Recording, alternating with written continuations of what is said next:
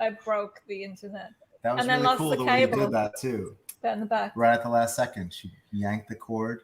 I did. Broke the internet, lost the cable. And she had to dive under a bookcase. Sorry, It was everybody. cool. But thanks for being patient and waiting for us. So today on Clutter Live, we have some awesome things to talk about. We have our first real guest in the studio. His name is Doktor A. It's going to be awesome.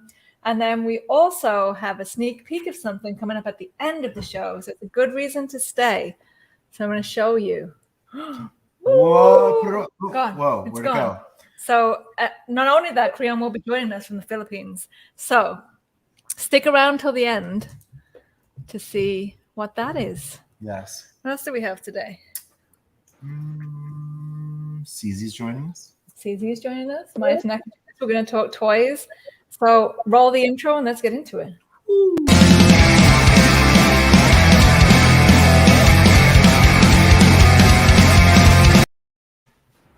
Hello! Hey. What's up? Hi, everybody. Hello.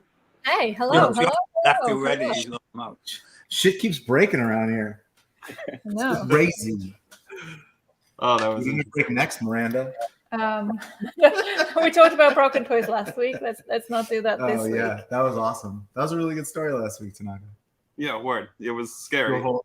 Do a whole episode just of Tanaka's broken shit tales sometime. Yeah, my broken dreams. Let's do it. Let's do it. Awesome. Speaking of broken dreams, just kidding. Yeah. You don't have a broken No, I don't know. It's totally No. fucking around. I'm not really gonna do that. No. Well, should we introduce Doktor A? Since Please. It's already okay. Awesome. Well, This is the queen of Clutter Magazine. She's gonna be taking us through what's going on today. thank It's you. Miranda O'Brien. Thank for you. everybody. Thanks. I actually brought some Clutter magazines with me today in a bit of a show and tell, talking of show and tells, because these were the two issues that we spoke to you in, and they're quite old now. So that's cool. So for those of you who don't know, Mr. Doktor A here is one of the most prolific toy customizers and designers in the designer toy world. He's been around for a really long time. He has production toys and custom toys. He's worked in the mainstream toy industry. You'll probably know him best for his Blind Bug series called the Mactorians that he did with Kid Robot, but he has many other figures to show us and to talk about. So welcome, Doktor A. All the way from the UK. Yep. Up there, up north. Up north. Up Yeah, north. up in Yorkshire Yeah. Moors. That's where I am. Do you do the In full my no? studio in the Yorkshire Moors. Do you say no? What? No. People up north go, no. I'm not from the north. I live in the No. north, but I'm not from. That's exactly Not what from it the is. north. That's what it is. Like I say what I like, and I like what I bloody well say. Exactly. I totally missed that. No. Can you explain that for us Americans? It's just Yorkshire, isn't it? Yeah. All right. It's totally Yorkshire. That's Yeah. because I'm from Doncaster, so that's funny. That is. You're from Doncaster and you live all the way down south. Yeah. Where were you born, Bruce? Where did you grow up? I was born just outside London, but travelled And all how over long- the place. So, How never long were really you lived in London? well, I was born there, but I didn't live there till I was in my 20s. But then I only lived there for like 5 years, so not really. No, I Air Force kid, so I travelled all over the place. Hence, Ah. no particular accent. There you go. So, Gotcha. so you lived abroad too, or just in No, just UK.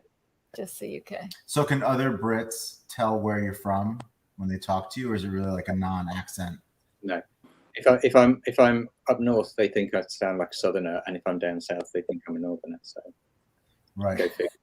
Yeah, you That's don't really have a regional accent, do you? You've just got a British voice. I have a British voice. When I'm in America, it gets worse. I get much more received English and can go full on damn Tim Curry sometimes. But depending on the longer I'm in the States, the more ridiculous it gets. But Yeah. I consider myself an educated American about British culture to a certain extent. Well, Kind of has to be a hold little on. bit. Hashtag suck my balls. It's easy. No, it's, in America, we have like certain regions where we can be like, oh, you're kind of from here and you're kind of from there. But in England, it's like every 15 miles, there's an accent. yeah. And Yeah. Different sides of the same town.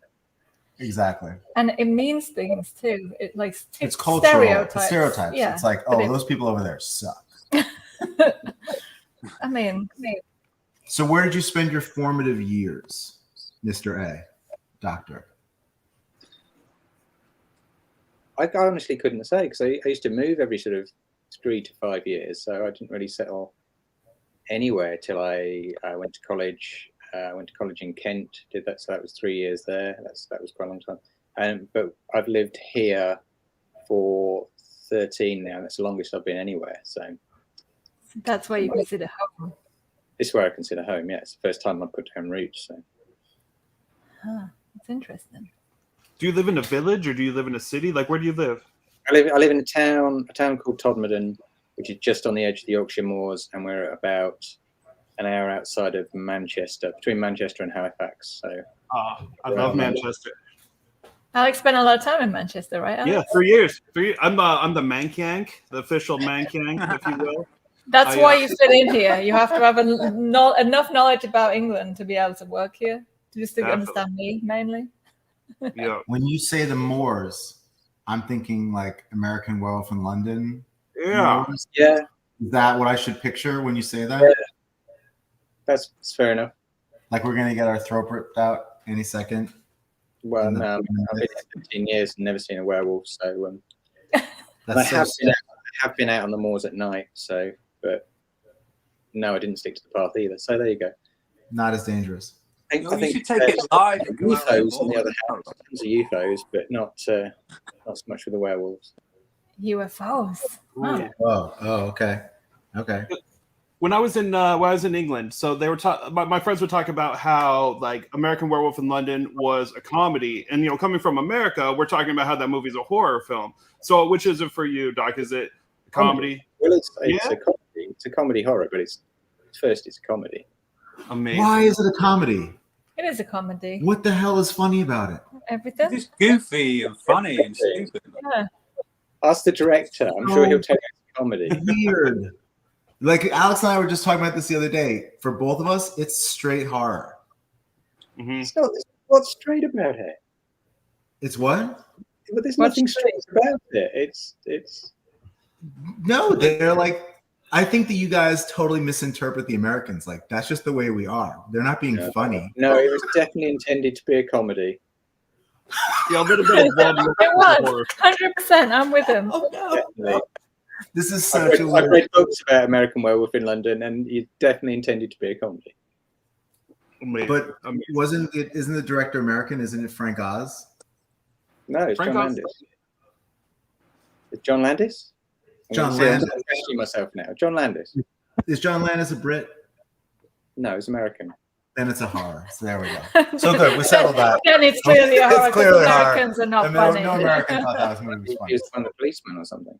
That No, he was terrible. the was that Frank Oz? Yeah, he was the Frank Oz did the puppetry.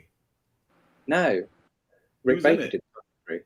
Frank Oz was in it. He was the American consulate guy, I think. Oh yeah, you're Yeah. right. You clearly Right. need to go back and No, watch but I'm it. telling you, I think Frank Oz was involved in the See, because the Muppets were in that movie. If you haven't seen it, go back and like Muppets were in the movie. But no, it watch. was Rick Baker and his crew that did the effects. Was it?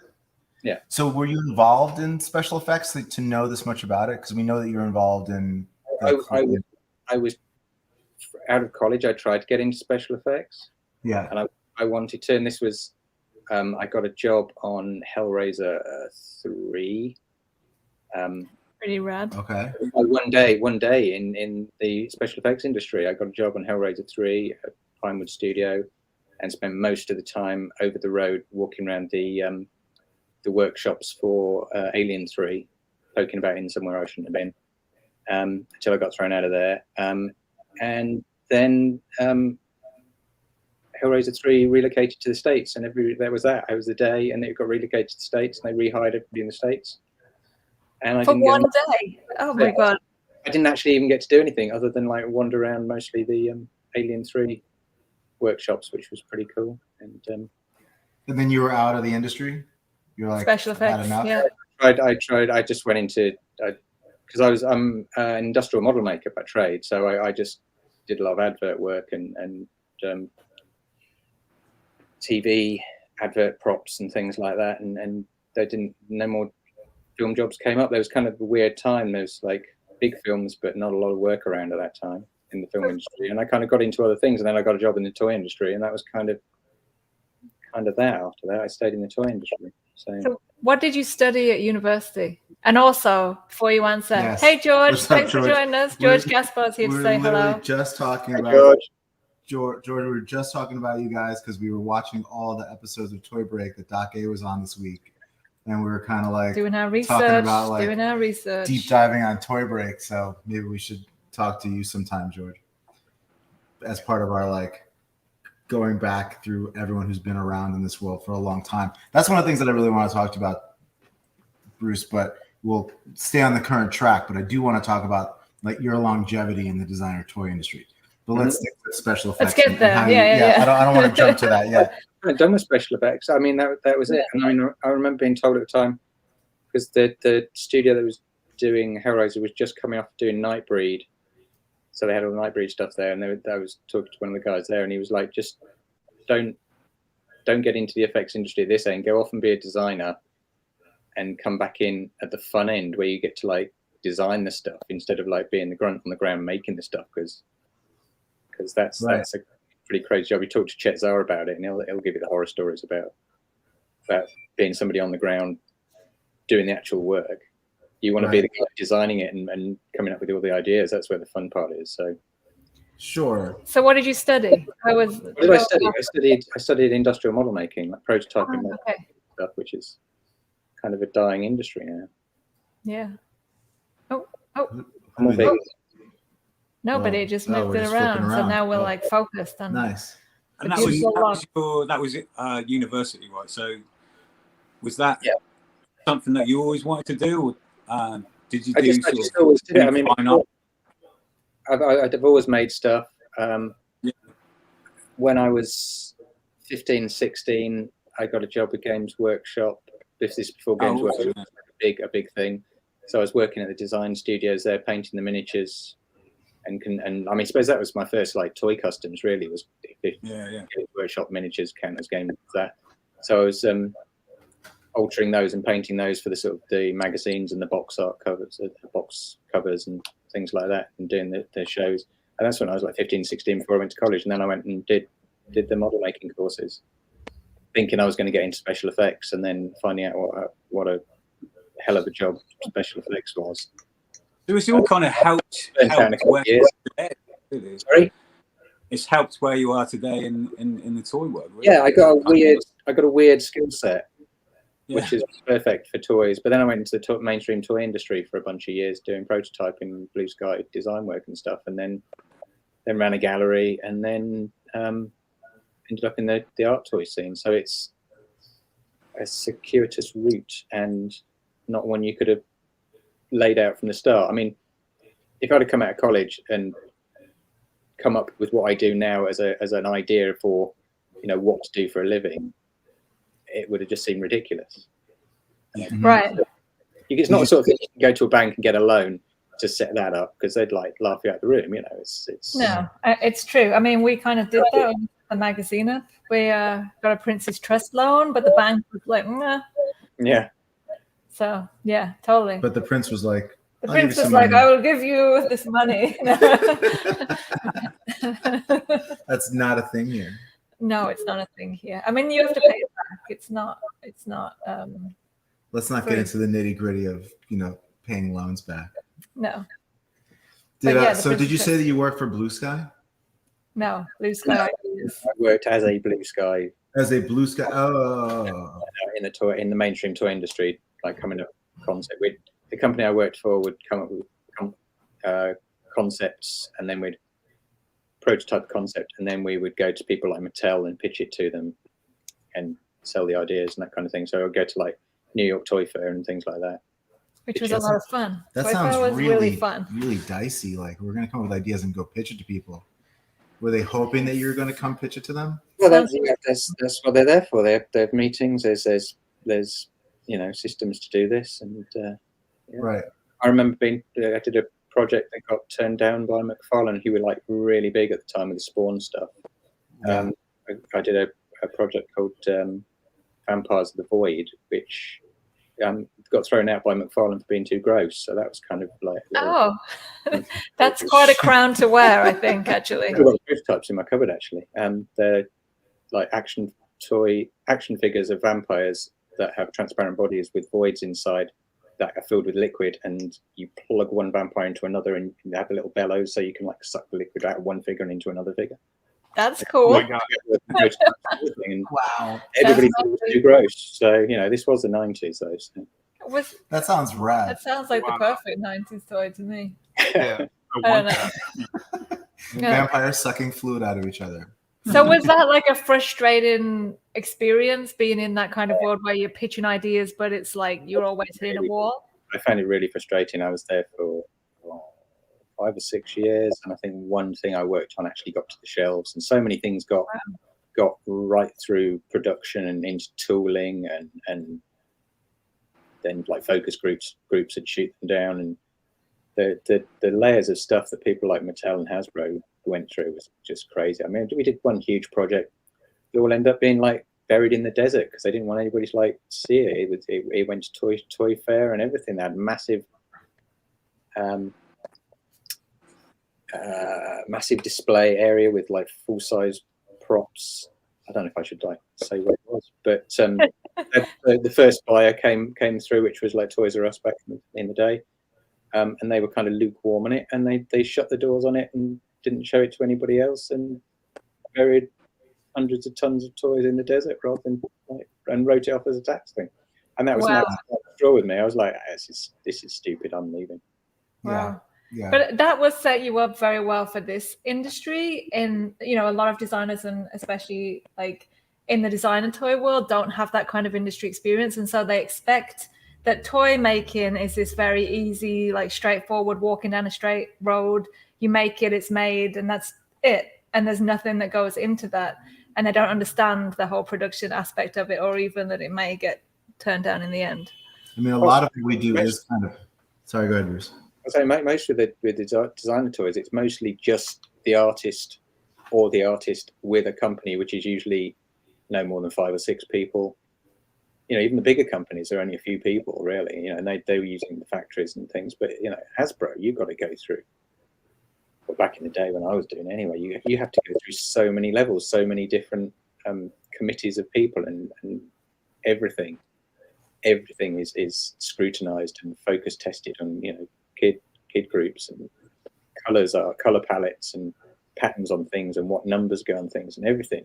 It's excruciating. Yeah, layers and layers of bureaucracy. Oh, it's just crazy. Yeah. Hey, let me just say, hey, if you're on Instagram, come over to YouTube and watch us live. We're having a great conversation with Dr. A, learn all about the mainstream toy industry, the designer toy industry, and what makes him tick. So come over and watch us. I'll keep this on for a second, but then you have to come over to YouTube. Sorry, I have to do a quick ad in the middle. So nothing really to do with the mainstream toy industry this century, so I don't know what it's like now. I'm sure it's worse. Yeah, probably. I'm sure it's worse. Much worse. Yeah, much faster, and that's it's bad enough back then. But I mean, we've had the same discussions with like Tim about the Boglins and how frustrating that was working with Mattel on a same company that I worked with. That's why I met Tim doing the Boglins. I sculpted a load of mini Boglins. Yes, Oh, wow, I forgot about that. Yes, it was absolutely. the same company that he went through to pitch them to and to sell the licenses and stuff. So I saw you're a fan of the Frouds. yes, they're friends. You're friends with them. Yeah, I haven't seen them for a few years, but I used to see them quite regularly. That's awesome. So did you and you got to work with Tim? You actually sculpted mini Boglins. Mm-hmm. Were you around when they were doing Dark Crystal? No. I have nothing to do with the film. Were you 5 years old like me at that point? What year was Maybe. Dark Crystal? I was quite young. Early. Yeah, It was the early 80s. early 80s. So I'd have been 10. If it was 80, Yeah. 80. I should know what year Dark Crystal is, but I can't remember. I don't remember stuff So either. here's a big question that I want to ask you. At what moment in your life did you realize that you were born in the wrong century? I don't think I've ever thought that. You never thought about that? No? Because you're like committed to an older, Aesthetic. version, an older aesthetic. Was there a moment in your life you're like, I'm gonna go No. steampunk? No, I'm not steampunk. I've never went steampunk. See how There good you I go. set you up for that? Tell us. I've worn shirts and waistcoats since I was about 12. So what started you Yeah. down that road? Like, what was it when you were 12 that was like, this is my look? I don't know. Maybe Mm. 12 is a bit wrong. 15, definitely 15. Do you know what? When I was, because 15, I left home. I was working in Nottingham for Games Workshop. So this is the 80s, 85. There was just tons of shops selling vintage clothes. Like you could buy Edwardian clothes cheap as chips. So I bought really nice tailored Edwardian clothes. It was that and punk stuff basically. What inspired you to make the style of toys that you have made? Like what's behind it? Well, I used to make all sorts of toys. It's one of those things, isn't it? It's like you make all sorts of stuff, and then suddenly something hits, and people love it, and then that's the one thing you're allowed to do, basically. right. But do you feel pigeonholed by that? Do you feel pigeonholed by that? Not particularly, because I love it. I do wish sometimes that I wasn't known as the guy that sticks a million tiny rivets on things, because I have stuck millions and millions of rivets on things, all one at a time with a pin. And you know what? Sometimes I wish I'm like one of those artists that can do like big smeary paintings, and that's it. That's great. I think you talk to any artist, and there'll be a touch of that. I know, like Luke Chu's, like, I do bears. I can do other things, but I'm not allowed. Right. I expect steampunk from you. So, I mean, Scott Tollison does whatever he wants. It's true. Scott Tollison does, Yeah. Which I think is also it's a blessing and a curse for him. I mean, I don't just do the Mectorians. I mean, I've got the Mandrake toys. The Rupture. The Rupture keeps popping up every now and again when somebody lets me do another one. And that's. But I used to do all sorts of different things. Do you have your own space? Do you have your own space to do stuff that you want to do privately, like for your soul, and then you do kind of stuff that you're not going to sell, or no? I don't have time. Once or twice a year, I take time off from making toy robots and make a plastic robot kit for fun. You can know where are they? All these guys up here. Mm-hmm. We get kits and but I just don't have time to do that really. I'm curious though, where do you find all of these tiny gears and rivets? Do you make your own gears, or are you just taking apart lots of watches, or like how do you just buy old clock mechanisms and just take them apart? Amazing. Mostly, and if you want really gnarly gears, you get cuckoo clocks because they've always got really gnarly gears in them. But you just go to like flea markets and stuff and find old clocks and rip them apart. And the rivets are all mostly these days are just little acrylic hemispheres that I just buy by the thousand online. Yeah. Everything's there now. So tell us your toy story. What got you collecting designer toys? Where did you find your first designer toy? Like, what introduced you to this world? Designer toys. Well, I think I discovered Play Lounge like the second week it was open in London. So that was a big thing. But I knew about Pete Fowler's early toys because at the time I was running a gallery in Brighton. And I'd buy in stuff, so I was always looking for new stock and interesting, weird arty kind of merchandise and stuff, and the Pete Fowler monsterisms were being pushed by one of the import companies at the time, and I got a bunch of those, and they were really popular, and I really liked them.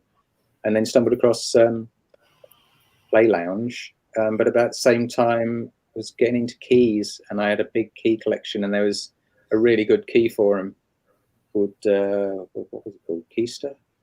I can't remember what it's called. But a lot of the artists that were the early artists in the art toy scene were hanging out on this one forum. This was before Kid Robot existed. Talking to each other back there. I remember Joe Ledbetter and Jeremy Maddle and Huck G and Skett and people like that were all on there. Yeah.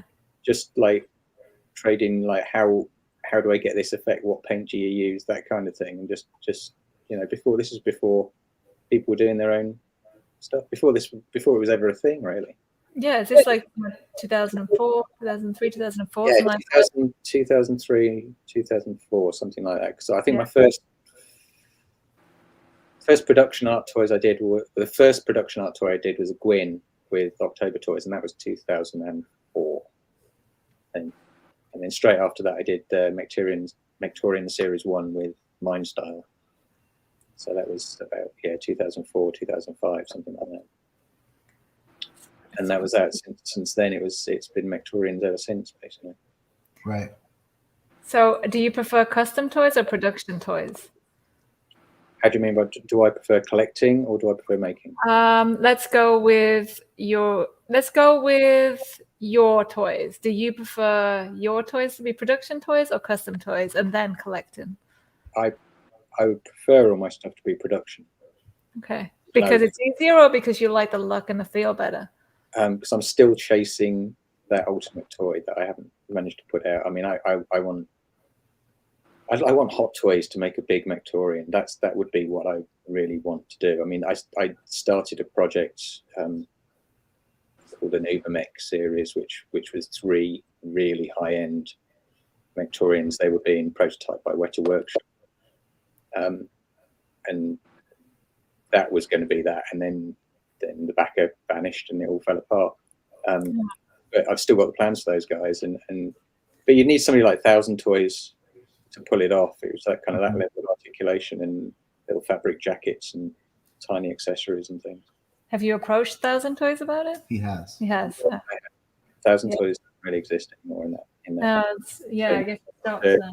After COVID, I mean, can we talk about that? Like, I don't know what happened with them. No, it doesn't. Let's just do conjecture. Like, when you make toys with that much articulation, and it costs $100,000 to put out a toy, and then you're done. You know, we have With one of Hot those Toys. synthetic human. No, with 1000. The synthetic human was incredible. Yeah. Like, you know what I mean? It was like the vampires sucking fucking blood out of each other. It's like, who made this thing? You know, they did the new synth series with Real Head. I think it was Real Head. And a couple of other pizzas. They did the pizza guys. I can't remember what they're called now. But I was supposed to be in like wave 2 or wave 3 of the new synths, but that's not going to happen now, unfortunately. Yeah. So, the prototypes are all there, and oh, that's a bummer. Yeah, I spent a lot of time on that. I was really excited about that project, but there you go. Well, that sucks that did not happen. It's you know, that's if it hadn't been COVID and things, it would have probably happened. But it's, you know, things change. I mean, you know, it sucks that they don't seem to be around anymore. But Mattel has how many thousands of layers of bureaucracy making sure that they don't go out of business on a toy line. Right. I'm not saying it's good or bad. I'm just saying when you've been around the industry long enough that you have these stories, and it's like, you know, you're chasing the stream of the ultimate toy, and it's like, you know, we make toys and we're constantly looking at that, the difference between the economic driver of, are we going to be able to sell this toy, and how deeply in love with are we with making it, and like how far to the edge are we willing to go. It's a good job we don't have layers of bureaucracy, because we wouldn't make anything, because we make so much stuff just because we love it. I mean, yeah, I don't want to like get too deep into it, but we make way too many things for love. But I think most of the art toy scene exists just because of that. People make stuff because they love it, and if they love it, they figure other people will, and generally they do. I mean, nobody makes many of anything anymore. You know, No. And I think the most important part about someone like us and the other companies in our world that are sort of our scale is at least helping people not just rush right to a factory in China and make something and lose their life savings because they have an idea and they have $10, $15, $20,000 and they get the product, but they have no fan base. So at least you have certain galleries and certain toy, whatever we are, whatever, I don't even know what you want to call us, at least saying, hey, you don't have a fan base. Slow down, build up your art, get to a certain point, and then make something. Because I think it's a very scary prospect, and that was something that I was very aware of when I first got into this world. That a company like Dispersed or DKE back at the time had a lot of horror stories in their warehouse. Yeah. You know, I remember when I first moved to Beacon, I met someone who had made a whole line of toys at the coffee shop here. He was like, "Oh yeah, I made these circus." Do you remember? I don't. Someone made a whole line of circus toys. No. There wasn't circus puns. No, it wasn't circus puns. It was It was like clowns, or so he made something, and it was like he was an animator. He put all his money into it, sent them to DKE. They didn't sell, and that was that. It was like, so at least you sort of have. I think that, you know, galleries and toy stores, and again, whatever we are, you know, can act sort of as gatekeepers to like help with at least the big concepts of the economics behind not losing your shirt and being able to proceed to the next toy. Yeah, absolutely. Yeah. So how many customs do you think you've made over the period of your career? Do you even have an idea? I no idea. 350, 400, something like that. Big pieces. Yeah. Little additions and little Donnies and things like that. I don't even keep track. I mean, I know the website's got something like 200 different characters on it, but that hasn't been updated for like 4 years. Right. So, We'll have to check this out. Huh? Is Tramped keeping track of your customs? Probably. They keep track of everything. It's their magic. It's a magical. It's pretty amazing. Yeah. That's one place that I didn't look you up this week. I didn't go on Tramp. That would have been a good place. It's true. Do you know how many production toys you've got? I used to, but no, it's no. But with all the different variations, it was a lot. Yeah. Because I've got 9 Dunnies. Right. Alone, which is like, you know, I was like, damn, I want to get that 10th Dunny would be good, but I don't think that's going to happen. I don't think they even make Dunnies anymore. I don't think that they do. I'm not sure. They do, but it's grey. It's a grey area. Yeah. I mean, that's a good point. Do you have some wisdom? Is there something that you see when you look at the whole industry? You've been around, you know, for a while. Like, it mutates. Do you stay away from it, or do you think about like the world that we're in the designer toy community? Sorry, I didn't catch the last bit. Do you stay away from thinking about everything that's going on? Yeah, generally, I do my thing. Honestly, I think I've thought right from the start that I'm a bit of an odd fish in the art toy world, because back when it was all like designer vinyl and whatever the other terms were, it's like urban vinyl. Urban vinyl, yeah. Yeah. I know nothing about street art or trainers or hip hop or any of the stuff that most people in the scene, you know, all the you do the canbots and things, you know, all the spray can imagery and stuff means nothing to me at all. You know, I use spray cans to prime things, and that's Those are fighting words, CZ. Don't take it. I'm not saying that. I'm just saying I'm not from that world. So I don't cross over with a lot of people, other than the toys. You know, I'm on the same level with people with toys, but almost everything else. But that's the thing that I love and have always loved about the designer toy industry, that it covers so many different aesthetics and markets, and I think that's great that it covers from spray paint to steampunk to horror definitely. to plush. I mean, that's kind of how I've seen us over the years, is that we talk to these tribes. That's sort of how, that was my interpretation when I first really got involved, was that it was tribal, you know, and one of the first things that I figured out was like, okay, these people over here make vinyl this way, and these people over here make vinyl that way, and these people over here make plush. And if you have this kind of idea, you should go hang out with this tribe. And if you have this kind of idea, you should go hang out with this tribe. And once you figure that out, you kind of have a good lay of the land.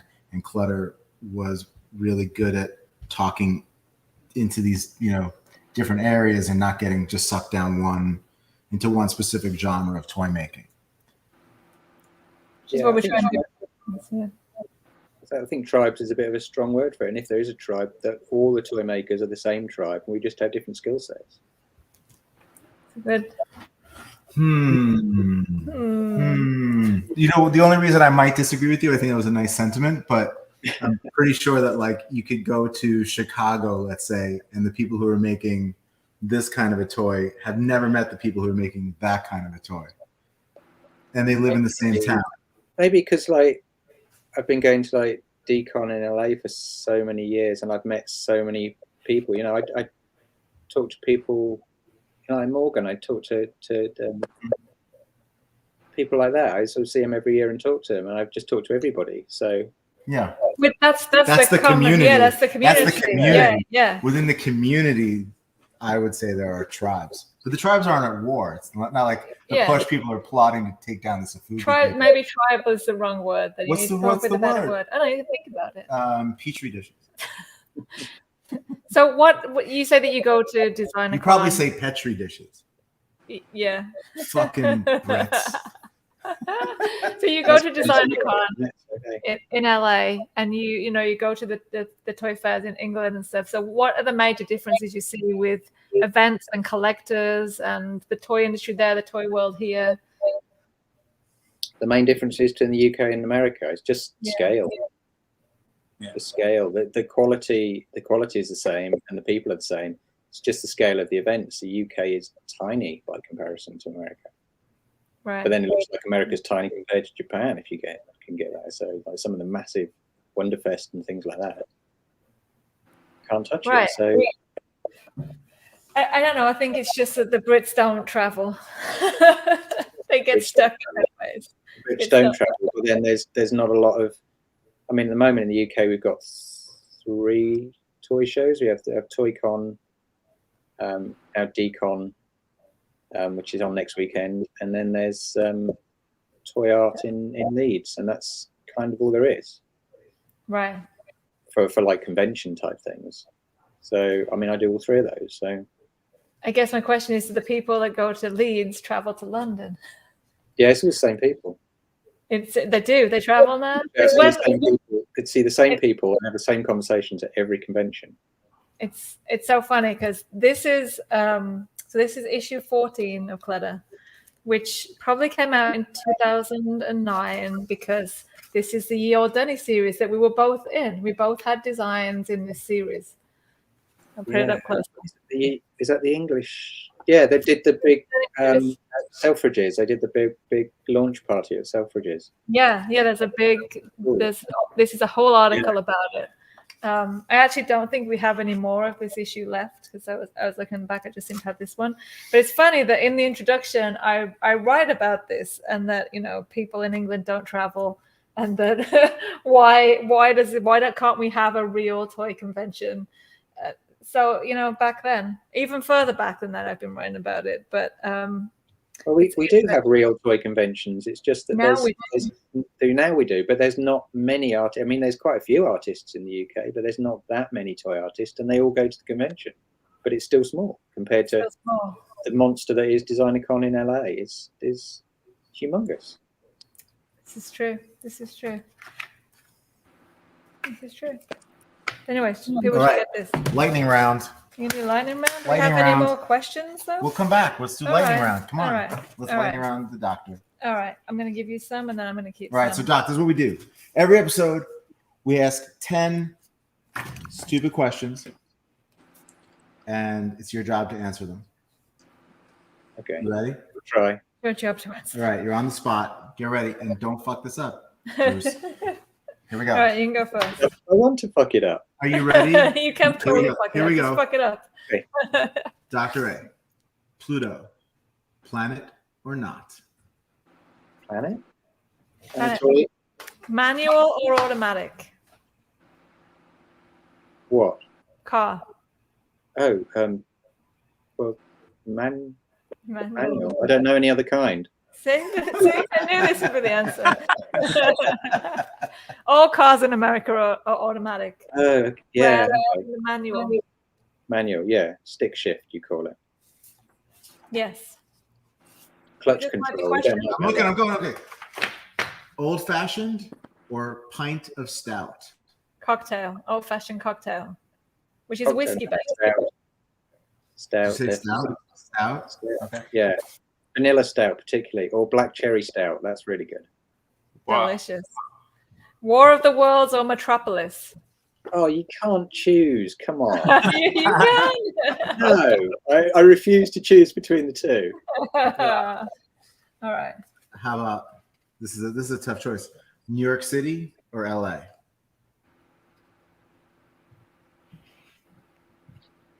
Look at that again. So different. Sorry. No, can't pick. Bones or graves? Graves. Bones or graves? Good answer. Graves. I like the architecture. Handlebar mustache or mutton chops? Well, as I can't grow either, but I prefer mutton chops. I like mutton chops. Oh, Yeah. interesting. I thought you were going to go the But other way. I can't grow any facial hair, which is probably why I express it so much in the toys. Flat art or 3D? 3D.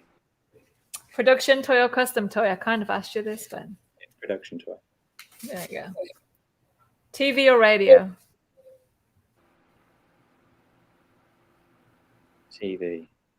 TV. Did you not have a TV for a very long time? I don't have TV. I've not had TV for 20 years or something. That's TV right. game. So there you go. Didn't you get a TV when you had children? That Well, was we the have first. a TV, and we do stream now. This streaming, we do stream more stuff. But I never had an aerial. When we moved into this house, like 16 years ago, I took the aerial off the roof, and that was that. So, In some kind of like Fit of rage. yeah. well, you can't. You could barely get a signal here with an aerial, and I never had TV through my student years, and I didn't miss it. I've never missed it. It's weird when I see TV now. It's just so weird to me. It's so artificial and contrived and peculiar. You know. So how do you feel about social media then? Sorry. How do you feel about social media then? Terrible. Terrible. So too much. Can't keep up. Too much onslaught of stuff constantly. I have to look at it a few minutes in the morning and a few minutes in the evening, and I turn the internet off the rest of the day because I can't have things pinging at me. I can't deal with all the noise, Yeah. colors, and the onslaught. So here's an interesting question then. Since you've been around for a long time and you've ran a gallery and you've seen, all sides of toy production, do you think that social media has actually hindered some artists' careers, not only helped some artists, but it's taken away some of the special, I want to say celebrity in quotation marks, that now access is so easy that it's taken away that I'm going to go meet this person, I'm going to go collect their stuff, because you can just access them so easily. No, I don't think so. I think social media a few years ago was an absolute boon to artists and helped everybody and helped people connect. And I've made some really good friends through the internet. But now it's totally different. Now everything is shut down. Now you can't make new friends through it. You can't meet people. It's really frustrating now. But there was a period of time there where it was brilliant and everybody was communicating like never before. And I don't think it's the celebrity side of things changed at all, because you're still going and meeting people, going to people's shows and meeting the artists is no matter how much you talk to them online, it's a totally different thing. It's still an experience, and it's still wonderful to go and see the one thing I think the internet has done, which is sad, is it's shut down more live events and especially gallery shows and things like that. People are doing like online shows, and it's not the same. You need to go and see the art. You need to see a painting, and the second you see a painting, I remember that I was a big fan of Mark Ryden for years, and then when I saw an actual Mark Ryden painting in the flesh, it was nothing like I expected it to be. It was, the repros all look so tight and finessed, and then in the flesh you can see like wild brush strokes, and like they're really loose, and you can see the thickness of paint and things, and it's a totally different experience. Right, absolutely. No matter how good, it's like with my stuff, no matter how good the photographs are, people always say when they see it in a room, it's a different thing entirely. And I think there's a lot less of that now, because people go, put it online, it'll do, having an online show or whatever. And it's like, it's not. People need to go and see things, and they need to talk to artists and meet them. Totally Absolutely. agree. Totally agree. And Yeah, you don't get the same emotional reaction to a photograph. A painting has never brought me to tears online. Totally. But I have stood in the room in many museums over the course of life and been brought to tears, totally emotionally overwhelmed by a painting in person. Or I don't know if I've ever been emotionally overwhelmed by a sculpture. You sure? I don't think so. Yeah, I have. I've seen like marble sculptures where I remember there's like a girl on a, I can't remember who did it now, but there's a girl on a swing, like on a tree branch on a swing, all carved from one piece of marble, and I'm just like, how the hell did they do that? And I got obsessed with the marble female busts with the veils over them. They look like the veil, all carved out of marble.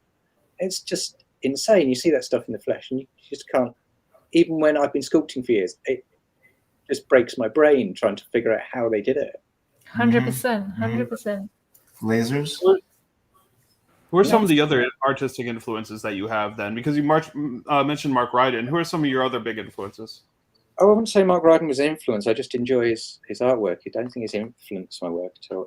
I think my influences go back to stuff like Ray Harryhausen. 100%. Early TV and films and stuff, H.R. Giger, people like that, Lovecraft author. That kind of stuff is where my art is drawing from. The Frauds, of course. Like early Muppets, early Muppet stuff, and a bit of Jerry Anderson, I suppose. But as well as I like, but I think that what influenced me is that stuff. I try not to be influenced by artists now, because I mean, stuff creeps in obviously, but I try to avoid it. Absolutely. I'm just gonna show one of these customs while we're talking about galleries, because Dr. A has a custom show here at Clutter Gallery that is still open for people to come and check out. It's going to be up for another, is it 2 weeks or a week? Ends on September 2nd. I've lost track of where we are, but for that exact reason, everyone should come and check it out. If you can put up the wave of nostalgia images. I want to know about this wave, man. Tell us about the wave. Have you got other photos of that? That's sort of the back of it, really. You can see his face in it. Yeah, there you go. There it is. The wave. Well, I mean, what should I say about the wave? I really, when I had the idea for this, I wanted to do it really big, but it basically came down to, this was the biggest I could do it and still realistically ship it to New York, where I was, and it's kind of quite small, really. It's about a foot along each edge. We're still too big to bring over here. It's over there. It's still a huge piece, and it took a lot of toys to cover it. I was hunting them. Yeah, it's made up of all these other little toys and the whole weight. It really was an interesting piece to show in the gallery, because it brought, we get a lot of different people pass through here. We get toy collectors, but we also get people that are just passing through Beacon on a Saturday night. And so it's always interesting to see what resonates with your average person. And this one brought everyone together because everybody could relate to something on this piece.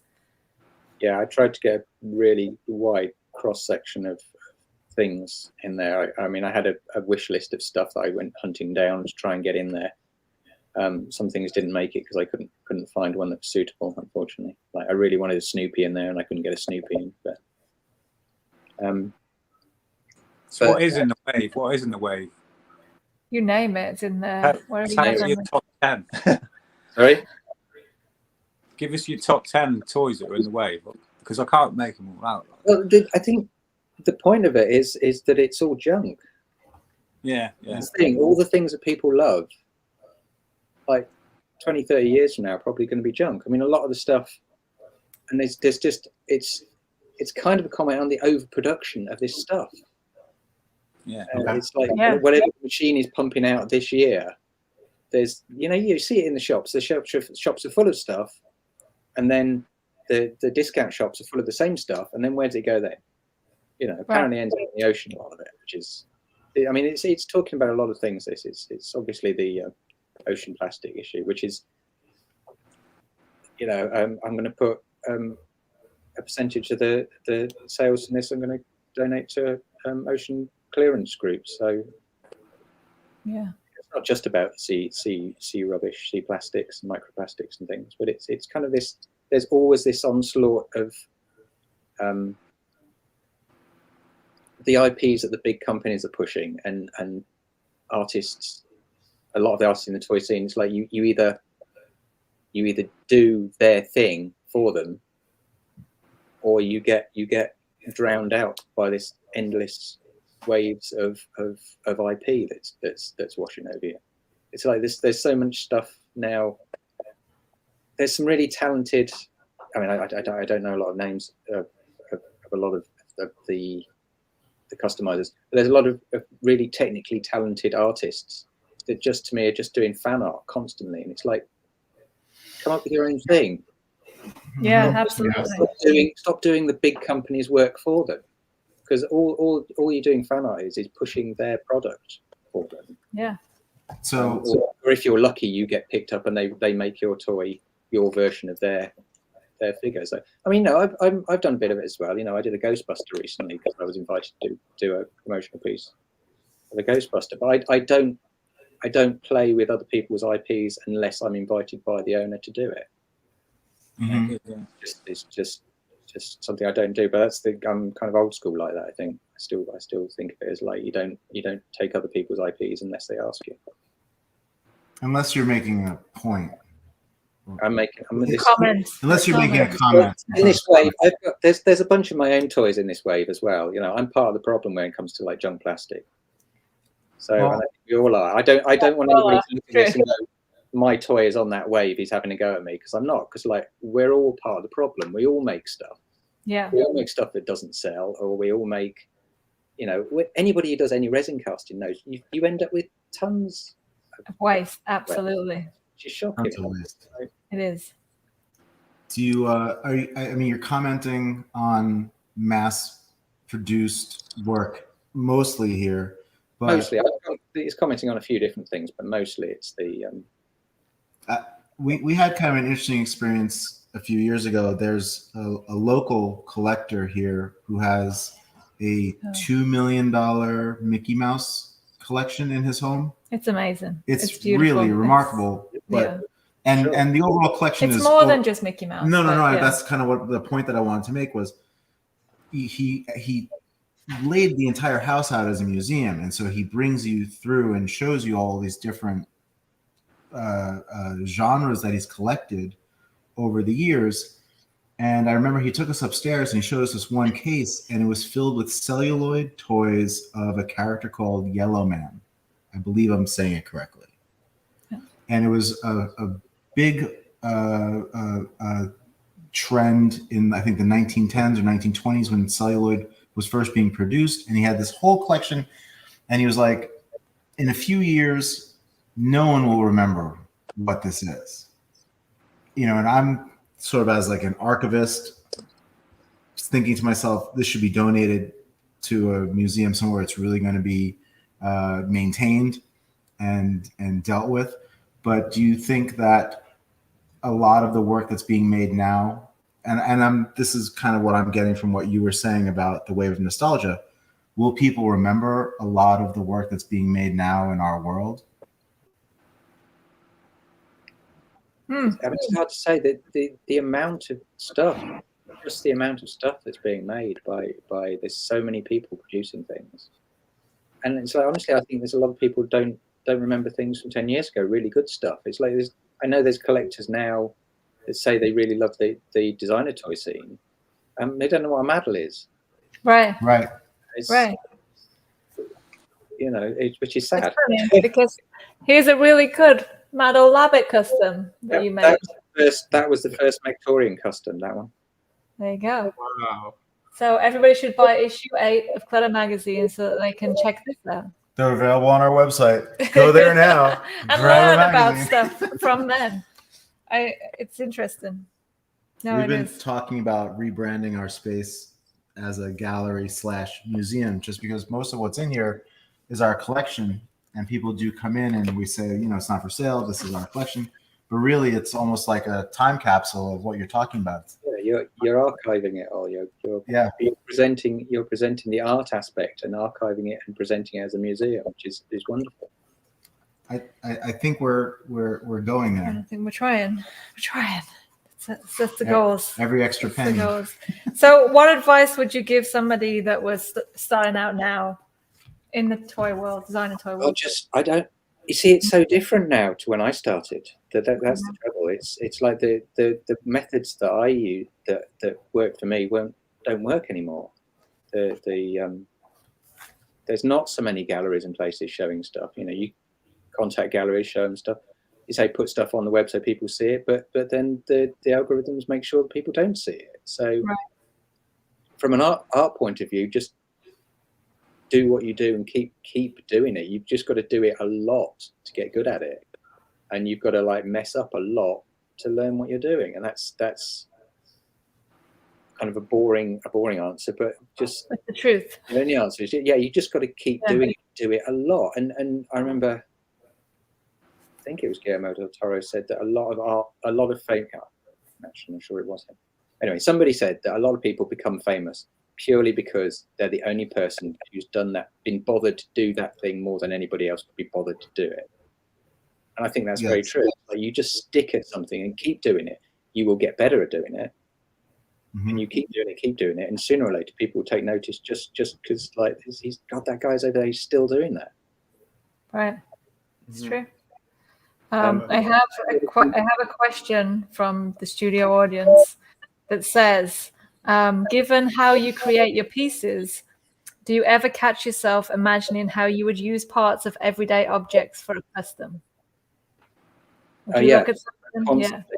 Constantly. I see. I mean, I buy bits of junk, knowing exactly where they'll end up in a figure, or like find pieces, things that look like a character to me, so I buy them and I turn them into character.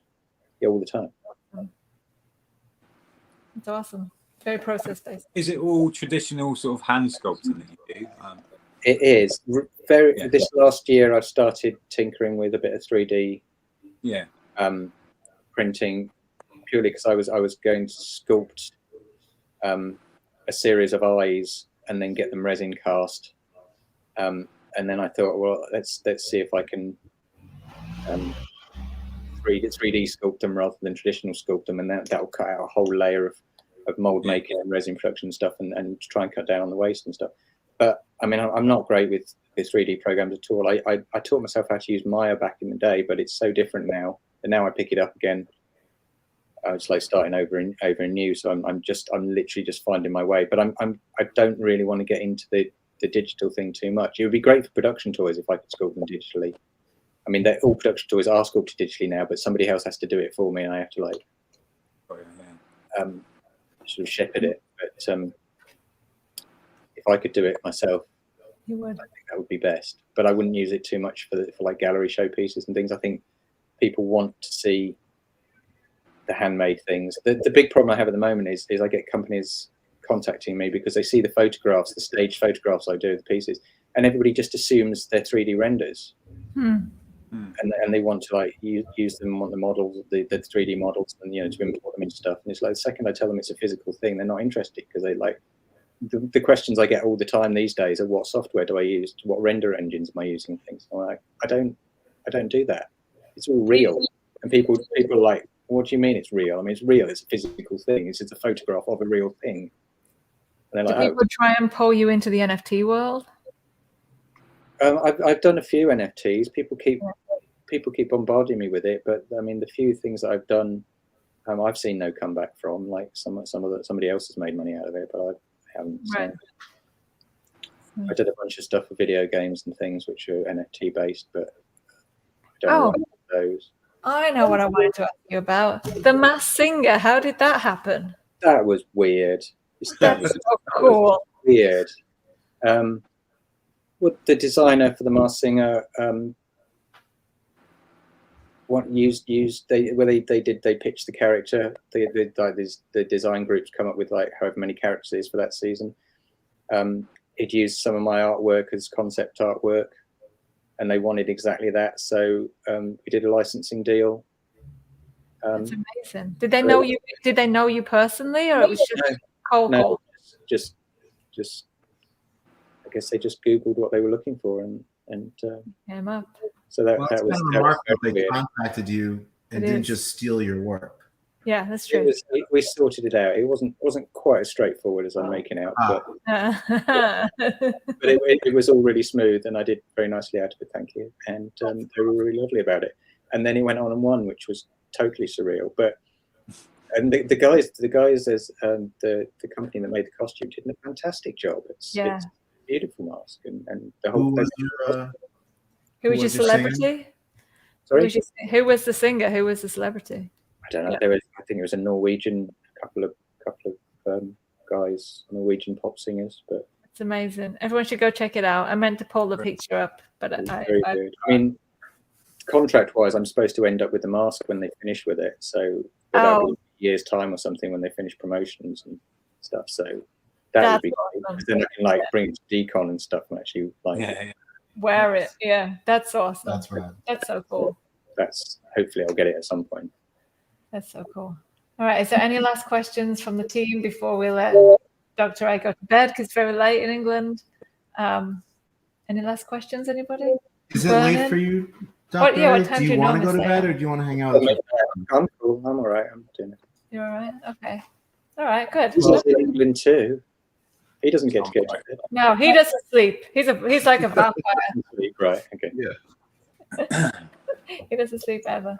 I just say massive respect. I always see you at all the cons. And I love the world you've created, and your booth always looks super rad. You know what I mean? Like you go balls deep with it, and I think that is great. And you know, you've been in the scene for so long that it's just been great hearing your story. Do you know what I mean? So thank you. Honestly, I'm amazed I'm still in the scene because I feel like I was here just as it was forming, and I'm still here and I'm still doing the same thing. You know, I hope I do it much better now, but I'm still effectively doing the same thing. Yeah, you're definitely one of the OG for sure. You were there at the beginning. You were there when we started the magazine. I remember us hanging out. I see Creon's here too now. Yeah. Well, thank you. Do we want Doc A to stay? Yeah. If you want to, you can stay or you can leave. You should hang with us. Hang about. We're going to connect like from the beginning to the new. Yeah, we're going to run the trail all the way through. Okay. So get ready, Mr. So Creon. everyone watching us out there, we're going to reveal the amazing toy that we're dropping soon. And can we bring Creon on to say what's up? Hello. Hey. Hey, sorry for making you wait so long, man. It's okay. I was enjoying listening to Doktor A. Oh, that's awesome. It's very early in the Philippines, right? We got you up before 7.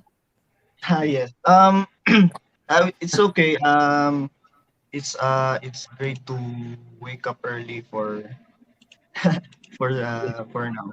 Yes. Thank you so much. So we're going to do a big reveal real quick. Yes. So this is our big reveal. We are going to be dropping this next week. Yes. It is chicken and bucket. It is a double cast crayon chicken. Here he is. Made right here in New York at Clutter Studios. Over the next few days, we'll be announcing the edition size and the run. But we're very excited, and it's just an absolute pleasure to work with you, Creon. I know we have a bunch of stuff that we're doing together, and I hope you're really happy with the way this came out. Yes, yes. It looks great. Thank you. Thank you. You're welcome. So Creon sent us the overall sculpt, and here at the studio we put together the interior skeleton. Should I get the toy cam out so we can get a Yeah, let's closer? go toy cam. Oh, I'm gonna get the toy cam. Yeah. I'll light the toy cam. Oh, toy cam. But it kind of fits in the world because it has this like Victorian feel. Yeah, because it's a bust on a base, and then we put this plaque on it. It does kind of feel Edwardian. Mm-hmm. Not a phrase that Americans say very often at all, Doc. I don't know if you know that, but I don't think Americans have like very much reference for the Edwardian age. No, they say Victorian, right? We would say well, because we don't know the difference. Okay, Well, here we go. Oh, that thing is so cool. Toy cam. A toy cam is so cool. Or the actual- The bust is so do cool. you want me to hold it up so you can toy cam? Easy. You can, yeah, okay. Yeah, it's I'm better just if I trying not hold to it get up. too much stuff There in you the go. background. There we go. Is that a little plaque on the front? There's a little plaque on the front. That's what keeps it looking like Whoa, a do we have book. 2 feeds? We're crushing the internet. It's because I'm not actually on the internet. The phrase on the plaque cracks me up. I This was Creon's idea, kicking the butt. I was joking about it, but I'm glad that you chose it because it's really fun. Yeah, It's funny and it works. I think Miranda was thinking we should call it the like necro chicken or something, but Yes. that was very dark. It was very This is good. more fun. So the skeleton inside actually glows in the dark too, because it's awesome. Oh no, I've reached my time. Great job on the skull what do you call this? Skeleton skull. Thank What's you. up, Mighty Tanaka? Hey, what up, everybody? Yeah, so we have this drop in next week. What's echoing? I don't know. And then we also have available the Creon chicken canbot, So cool. which is available pre-order and it will be on the way soon. This is the first use of the hoodie body. It's production use. sort of the first use of the hoodie body on the 5 ounce. We did use the hoodie body on CZ's Rook in the blind box series. But I'm talking about On the big 5 ones. ounce, yes. Yeah. Yes. We love the hoodie body. Thank you. So Creon, tell us who do you collect? What type of toys do you collect? I collect random things that I like. I don't stick to one artist. I collect random things like Let's do show and tell from Creon's crib. wigs. I don't have a lot. This Dunny. I really love this Macbeth Dunny, the old school one. And then the Quicks. Yes. The master. You guys really have a great background. Thank I'm you. really jealous. That's cool, man. How did you find out about designer toys? What introduced you? What was your introduction into designer toys? Okay. I started having an idea with designer toys when I think I saw Clug2 and Ants on DeviantArt. Maybe it was 2010. So I was browsing DeviantArt looking for artworks. I saw their artwork, and then I saw that they were customizing figures. And then I saw Donnie's and wait. No, I saw Clug2's work promoted by Toys Are Evil, I think. And then I saw a lot of toys on that blog post, their blog website. And then I got interested because there were a lot of artists doing a lot of styles using the Donnie. And then I really got deep in art toys because of Quicks. Uh, um, I discovered art toys 2010. So and then I got to talk to Quicks only maybe 2015 about toys, about making them. Um, Cool. That's so awesome. it started as being a fan of Clugto and Ants with their graffiti, and then I was introduced to other Filipino graffiti artists. Then I met Quicks. I asked him a lot of questions about how to make toys, and then he was super nice to answer all of my questions. And then I made my first toy with his uh, Tech 63 blank all Yeah, one. So yeah, started with that. that's amazing. Where did the chicken idea come from? What's the basis of the chicken? Ah, the chicken. The chicken was inspired by my dog. Uh, I feel, um, I feel like the we first, spoke about this once before. Wasn't there Yeah, like the yeah. story about like a wrestler and your dog? no, my dog. When I discovered Clog 2 and other graffiti artists, I wanted to be a graffiti artist too. So when I had a chance to come up with a character or also my tag name, I chose at first I chose Turtle as a character, and then by the time that I had the chance to start, the first day I started with graffiti. Same day my dog died, and my dog's name was Chicken. Yeah. So uh, by then I said to myself, I have to change my character because when I compared it right now, I was thinking uh, it will be difficult to make a turtle more badass than a chicken. But by that time, uh, yeah, I chose chicken because of my dog. Yeah. Then it was just a circle. It was just a simple drawing of a chicken. I developed the style of fighting chickens a little later because it was a process. I really tried. I wanted to quit using chicken because it was really difficult to turn it to what I wanted.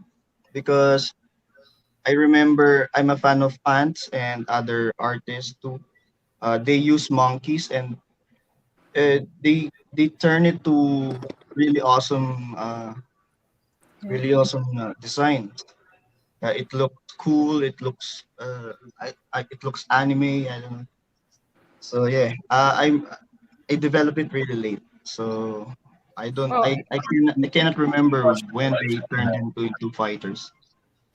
he is definitely a badass chicken. Yeah, we think you Yeah. kill it with the chicken. He's I just want to badass. say what's up, Fifth Turtle. Thanks for Oh, yeah. Hey, thanks for Fifth joining Turtle. the feed. You kept talking about the turtle, and I'm like, Yeah. Fifth Turtle's right here. Yeah. We'll get him on a future show. Different kind of turtle. Hey Carlo. Yeah. He says that the culture artist support in the Philippines is crazy. Yeah. It's really nice that is the thing, I have to say. Thank you. Yeah. Thanks for coming on. I've set a time limit on my own phone, so I can't use it anymore. You're probably trying I'm to like block trying- one of the kids. I'm trying and to you pull up accidentally, Toy Cam so I can look at this, and my phone's like, you can't access anything. Yeah, your phone's down. I've reached my time limit. Did you ever hear that story about the kid that was playing with their mom's phone and like locked it for like 45 years? Yes. And there was nothing that Apple could do. They're like, no, dude, like, that's the way it works. Like, you fuck with it, it's done. Like, they can't unlock it. No. She had to get a new phone. It was fucked up. Does anybody have any questions for Creon while Creon's here? Did you think there was a point to that story? There's no point. Dude, I'm totally comfortable. This is me. I don't need a point.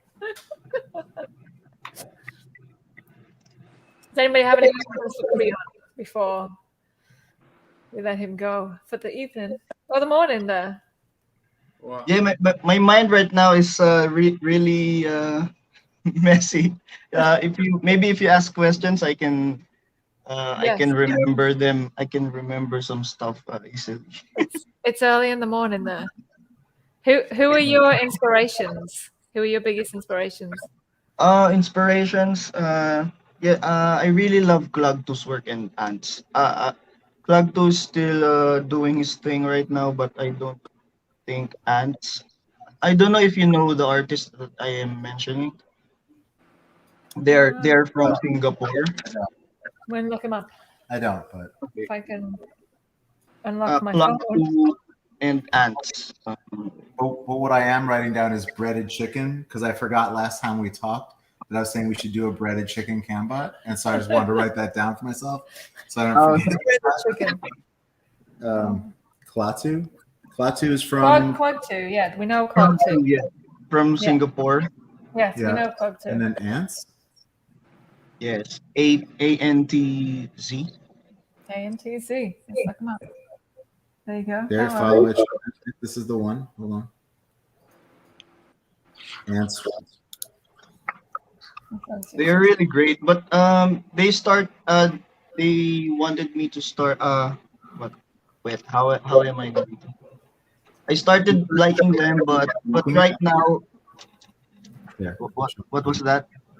I was just joking, saying I wasn't going to show what I'm looking at to anyone, so none of you know. But then I changed my mind. I decided to let you all. That's Oh, Ants. so dope. So good.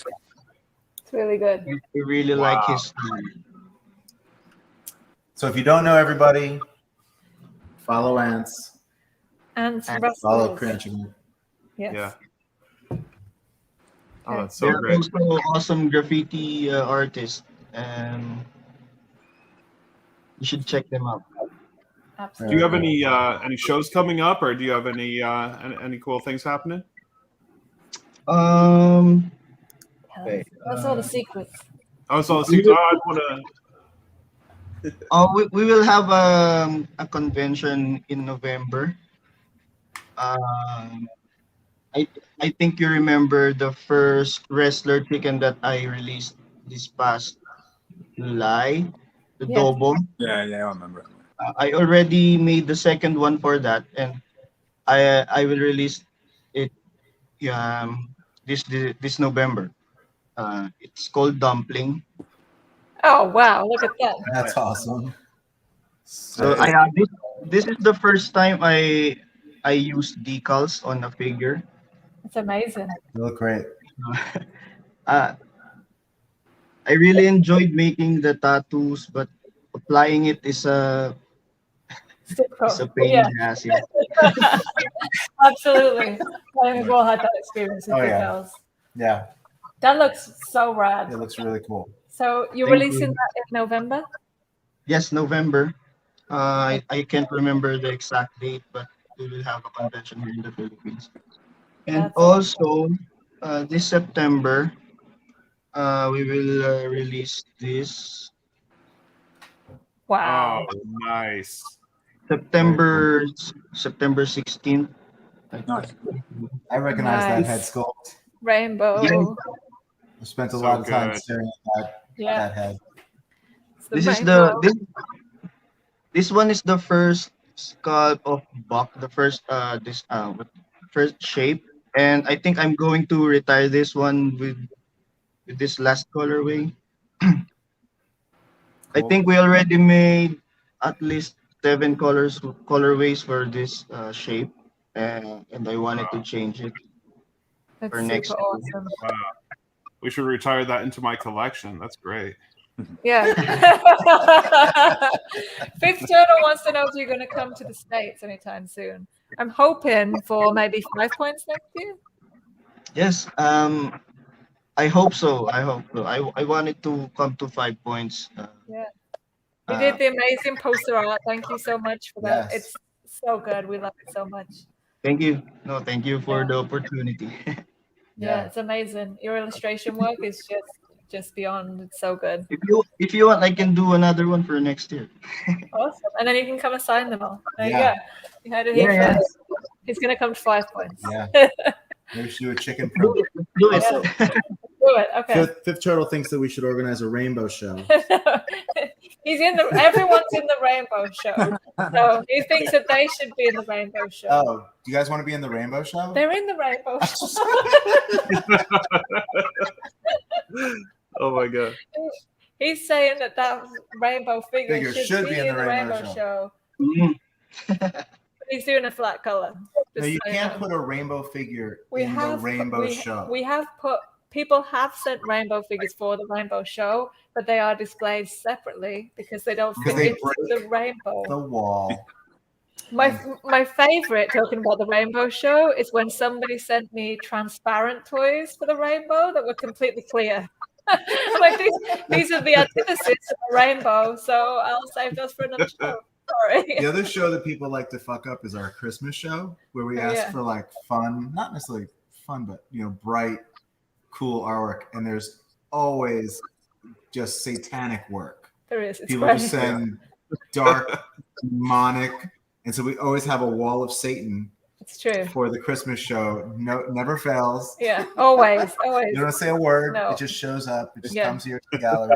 Buy it. It's great. It It's sells out fantastic. first. I think that the demon wall sells first at the Yeah. Christmas show. Yeah. People are like, Christmas demons, great, Yeah. perfect. Yes, but Maybe they misspelled Santa. Yeah, Exactly. exactly. Nice. Right, Google, Satan. It's close. Yes. But just so you know, if you send rainbow or transparent work, you're going in the window. And if it's transparent, it's not going in the show. No, it'll go in the window. No, it didn't go in the show. You just cut it. Yeah, I put it in the Christmas show. Send back an angry No, I put it in the email Christmas like, show. how dare you I put it in the Christmas show. fuck It's with fine. the rainbow.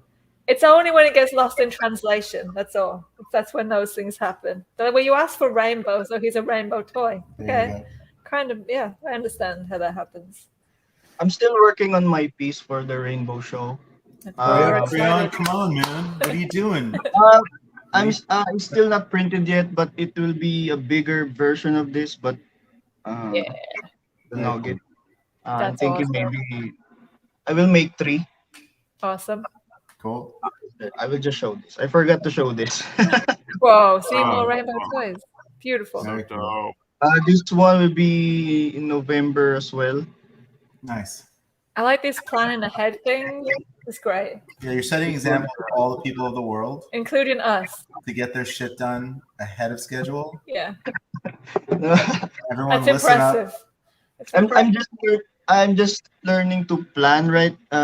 Maybe this year because I was also inspired by my other co-artists here in the Philippines. They're really great at planning. Yeah. I don't want to do more pre-orders anymore because I tend to do more stuff. Instead of me doing the pre-orders, I'm doing another stuff. So I'm really staying away from that. So I'm really trying to plan ahead. That's now. we all have that issue with pre-orders. Yeah. It's Yeah. difficult. It Pre-orders are happens. difficult. Hey, Evan. Evan's here. Yay. You got some questions, Whoa. Evan? No. Oh, can I show the one we're working on? Yes, Yeah. please. Yeah. This was his idea. He sent me a message that he was thinking about this concept about a penguin living in Miami, I think. Yes. So he's from the what do you call it? Antarctica? I don't know where penguins from. Antarctica. Antarctica. Well, Yeah, no. he's from a cool place, but Good right day. now he stays in the hot place. But he stays cool. Yeah, he's awesome. Oh, You can see- dope. I sent Evan a link to come on and talk to us about this, but whether he will, we'll Is this see. something that you're doing with Evan? Yeah, Okay. Yeah. it's awesome. He's like a mob boss, I think, and he stays chilly. Yeah, Very cool. It's a follow-up to bread. To use the other one. I had to sculpt it because the concept was really funny and unique. Yeah, So- it's awesome. He's gonna come on. I don't know. I sent him the link. We'll see. That's a lot of CZ, fun. were you going to educate us about where penguins live? The zoo. Yeah. Yeah, I know it's inside the zoo. Yes. Yes. Okay, nice. So sad, but true. I mean, soon, right? Yeah. Too much global warming. Unless they start bringing animals back. I just remembered. I don't know if CZ already received the package. I sent him a Breaking Bad. Is this a meeting? Are we having a meeting? Yes. Oh, I heard about this. No, I haven't got anything yet, but yeah, thank you. Thank you so much. Yeah. So if you love Breaking Bad, I need to show another one. Okay. Wow. Let's do it. We love this. This is great. This one will be for the series 2 of Clapping Bad series. The first one. Wait. The Flapping Flapping Bad Bad. series. Yeah, I love it. So Dude. good. We weren't sure if we were going to do show and tell today, but Creon's Bring it all the show. doing It's the whole- awesome. Is it okay? I got new I don't stuff to show you I too. don't have anything to- Yes, please bring it all. We're excited. So this one is the first series. This one is based on Walter White. Oh, so good. I tried to copy his look. Yeah, you can remove that. It's not That's all right. magnetized, so maybe you can just put blue tack on it. That's great. So, and this one is Jesse Birdman. Oh my god, I love it. Oh my god. Are these runs or one-offs? These are runs. I think we dropped this back in February. I think we have a couple of stocks. I don't know, maybe less than 10 more. I don't know. These Very two. So These funny. two still available. Maybe you can email us. See, you've managed to do exactly what you were talking about. You said, a chicken was really difficult to figure out how to make it this characterized chicken, and you've done it. You've perfectly done it with all of these characters. You can see exactly who you're trying to do. It's great. Yeah, I pushed myself to make chicken mine because I don't know any other artists using chickens, and Yeah. I always You're the fucking guy. I always stay away from familiar stuff. I wanted monkeys, but there are a lot Monkeys of were monkeys. taken. Monkeys are taken. A lot of monkeys are taken. So did I see a picture of? Have you done Saul and Mike? Oh yeah. I was gonna show Yeah, that. I was gonna say, yeah. Let's get on track, son. Yeah, I forgot. So here, He loves breaking it's gonna be here's the series 2. Yeah, nice. Oh, my god! So love good. it. So good. Wow, that Oh, totally looks wow. like a doll. It's great. You really That's a captured. chicken. Oh my God. You captured Bob Odenkirk so well. Yeah, I tried Saul the first time, and I really I got him. I got to copy his face a little bit easier than Mike. Maybe because of the mouth. Yeah. I It's a smirk. Yeah. yeah. Have you ever so, thought about doing a mechanical chicken? No, Ribbit. I'm not really into robots. So maybe, We're talking more Victorian. Yeah, we're talking like Edwardian, Industrial. like an Edwardian chicken. okay. I get it now. Okay, maybe Dr. A should Yeah, customize the a chicken. Easier. Yes, Yeah. yes, sir. Yeah, that's what we need to do is have you two. Fresh meat. I thought you were talking about the robot, the big ones. No, we're No. just bringing Dr. A Yeah, in. we're a little bit. Yeah. I'm sorry about that. That's all right. No, it's great. It's so good. Yeah, that's it. I hope I can release this one next year. It's fantastic. Wow. Yeah. 5 points. I'm just gonna keep throwing it out there. Yeah, come to 5 Bring points. it, make it for 5 points because Yeah. that's so right. Yeah. Yeah, Maybe Okay. we can do that. Yeah, very cool. it's so So good. good. It's So so funny. good. So good. Cool. Thank you so much for letting me show my Yeah. Oh, some please show us more. Show us more. So I have a more. question. I have a question before Oh, you wait. show us more. I have a question. Did you go to school for art, or did you train yourself how to draw and paint? And I don't know if I think I am more of a self-taught artist. it's amazing. Uh, I went to school for only 2 years, but for digital arts. I never went to traditional arts like painting subjects or anything like that. So I just learned from observing other artists, YouTube, internet. Internet really helps me. Yeah, It really helped me a lot until now. It's still helping me. Yeah. absolutely. Like this one, I learned 3D by just watching YouTube, but it it took a lot of years. I think I started 2015, and I'm just learning more stuff about it. So it's a fun process, but it's I don't really think you ever difficult. stop It takes learning. time. Yeah, I don't think you ever stop I learning. mean, that. CZ, you just taught yourself 3D in the last couple of years too.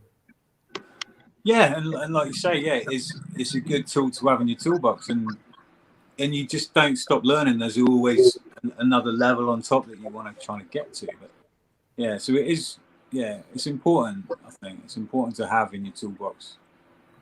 It's Just do it all, man. Do it all. Yeah. So. Thank you. It's really cool that sometimes there's a level to what you wanted to learn.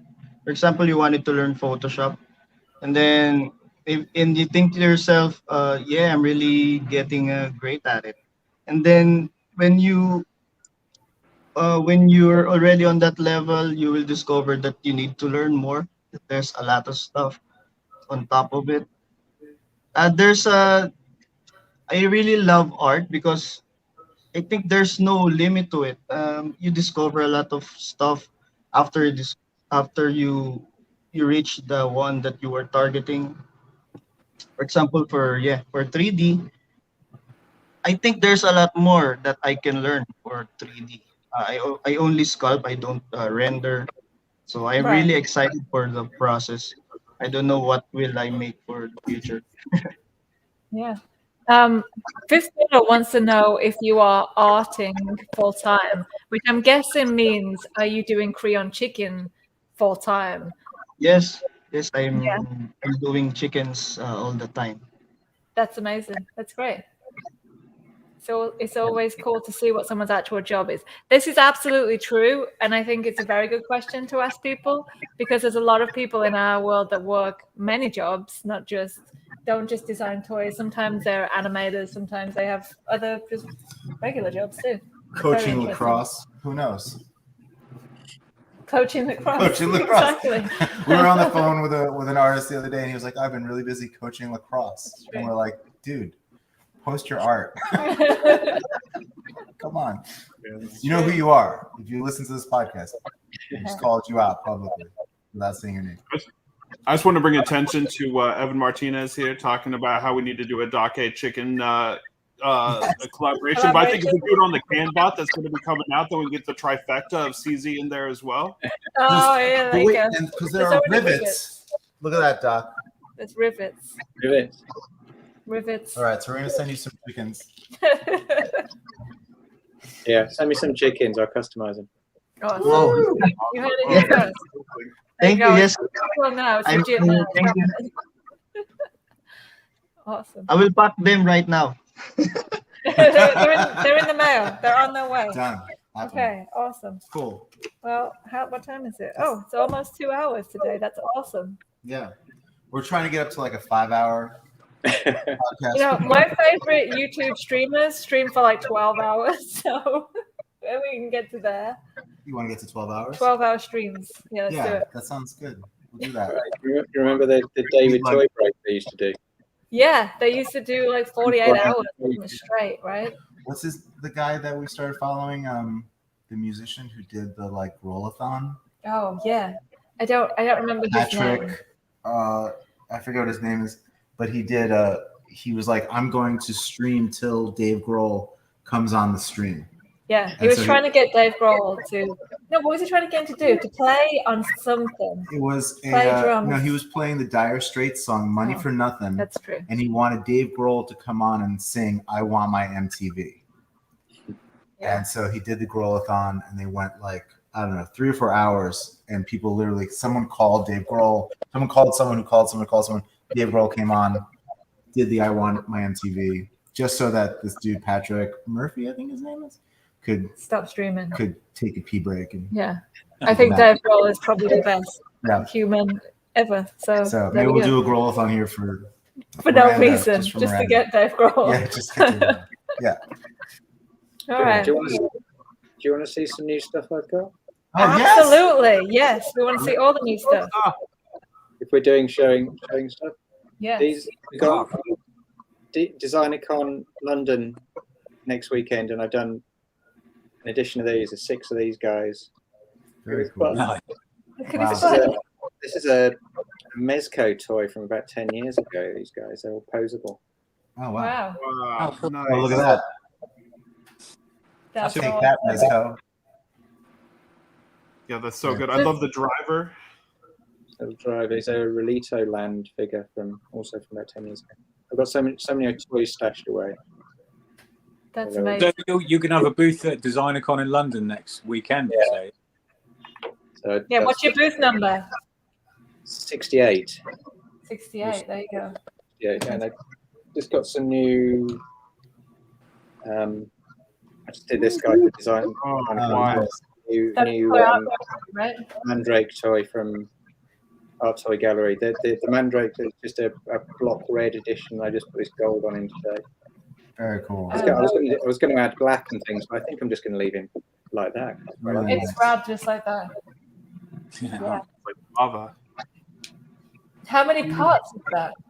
That's a few different. How many parts is that? How many different molds? 1, 2, 3, 4, 5, 6, 7, 8, 9. Wow. Wow. Moustache is all separate. The horns are separate. The arms are separate, and you can twist them around. So if you're a bit prudish, you can have a tail. You're supposed to go that way. Uh-huh. Nice. That's so cool. That thing is wild. Dude, That I is want a wild. Mandrake toy. How many of those will you have available? The gold, just one of the gold ones, but I don't have one of the red ones. I've only got 3 or 4 though, so So you got to get there fast if you want one of those. yeah, I think I might only have 2 or 3 at Decon. Are you going to go to Decon, C's? Sorry? I wonder if Cz was going to go to Decon this year. No, I'm not going. I'm working on some health things at home at the moment, so I need a couple of weeks to myself to sort of stuff out. So And you want to go to that game one, right? Yeah, I'm going to the XO. I think it's probably the week after it, actually, with the kids. Yeah, so we've got the video game thing up there with the EGX, so we can play all the new games coming out. So I'm saving my strength for that, really. So yeah. Good answer. Fair. Well, that's exciting. Do you have That's anything awesome. else new to show us? No, I'm well. See, I'm literally doing some customs for Decon over there. That's all you can see of them, but they're not finished painted yet. Amazing. Nothing else to Look read. at that. You have so many little cabinets of curiosity back Yeah. there. I just want to just dive in. This is my going backwards. This is my studio here. So these are all filled with tools. Wow. Wow. And, bits and bobs. There's materials in these ones. And these are all tools. Is that an Edwardian desk? It is. Nice. Yeah, word. I would say it's Victorian, but I mean, Good obviously. job. It came out of a mill in Halifax. It was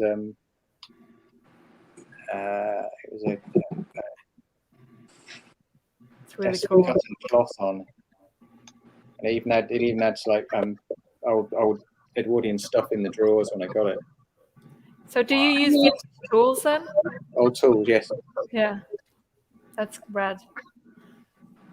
Very So, cool. okay, when is Edwardian? I just need to know when Edwardian is. Like, what's the period of Edwardian, just so I can... It's the period just after Victorian, so they kind of they kind of merge together. It's not a very long period straight after Victorian. What does Victorian mean? I don't even know. What, like, are we talking like 1800s, like 1900s? I'm going to tell you. Yeah, Edwardian. I can't just remember because it's Okay. my brain's Edwardian era.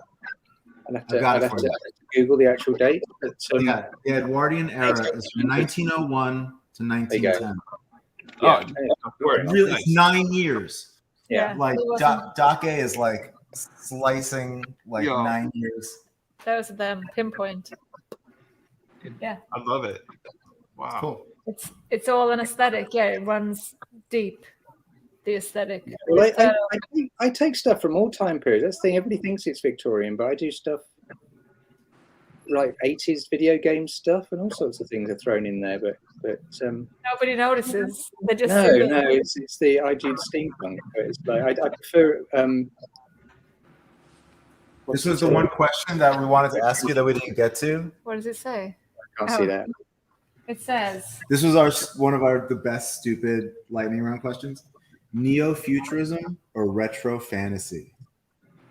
Retrofuturism. That's the term I prefer. Retrofuturism. Retrofuturism. There you go. There you go. All right. On that note, that's what he prefers for his art. It's not steampunk. It's retrofuturism. Steampunk's too restrictive. Retrofuturism. You can do anything.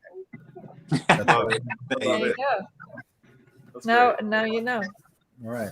I'm just thinking if we should ask Creon some lightning round questions, but I don't. No. I only have that. We don't have any good Creon lightning round questions. It's true. We'd have to make them up on the spot, and that could go anywhere. Yeah, it could be really bad. Yeah, really bad. It would be terrible.